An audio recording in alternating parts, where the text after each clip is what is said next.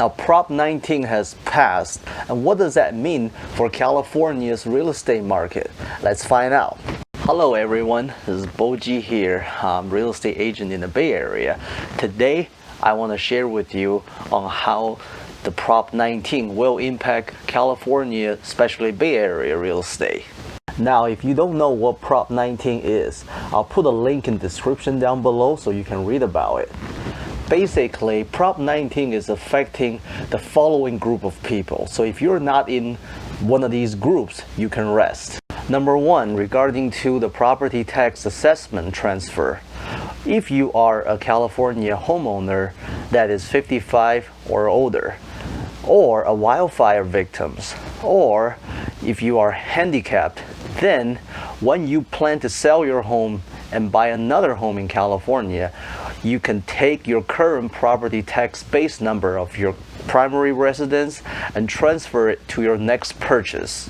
And your property tax of your new purchase will remain the same.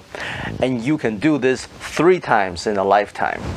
Now, this is really good because if you have bought your primary home in the last generation and you get to keep your property tax from that generation, which is likely to be very low, and move it over to your next purchase, even if you're buying a more expensive home.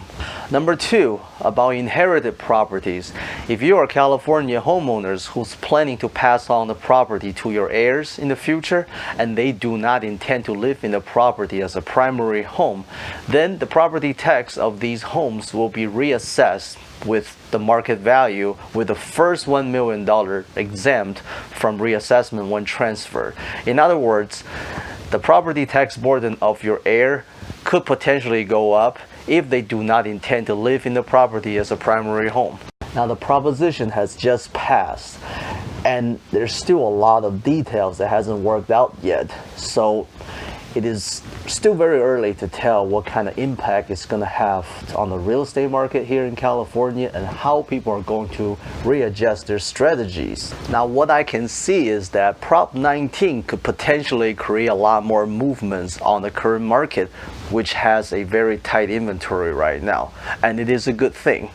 There would be potentially a lot more 1031 exchanged and creates a lot more opportunities for both buyers and sellers. Now, would there be a lot more people selling their homes to avoid reassessment?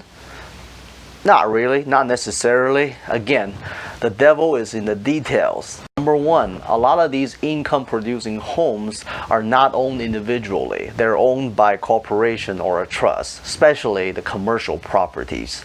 So what if the heirs inherit a share of the company and the company owns the property? How does that work? Number 2, a lot of these homeowners are intended to keep their homes as part of the retirement planning, so chances are they're not going to sell it right now. If their heirs could not keep up with the tax burden after they inherit the property, then they might sell it, but again, then that would be the problem of the next generation, not now. So the bottom line is that the impact of Prop 19 to California's real estate market alone is limited in the short term, and for the long term, the effects has yet to be cleared because there's still a lot more details about the proposition that hasn't been clarified yet. Like how to deem the inherited property is primary. Like how many years does the heir have to live in the property so that it's considered a primary? And also, what if the heir inherit a company and the company owns the property, and etc. Now, if your situation is unique and special, I highly recommend you to seek legal advice. Now, if you're planning to do a 1031 exchange and you want to know how much your home can sell for and where the next buying opportunities are in California, well, feel free to reach out. My contact is down below. I'll be happy to run some scenarios for you. Now, that's it for now. Until next time.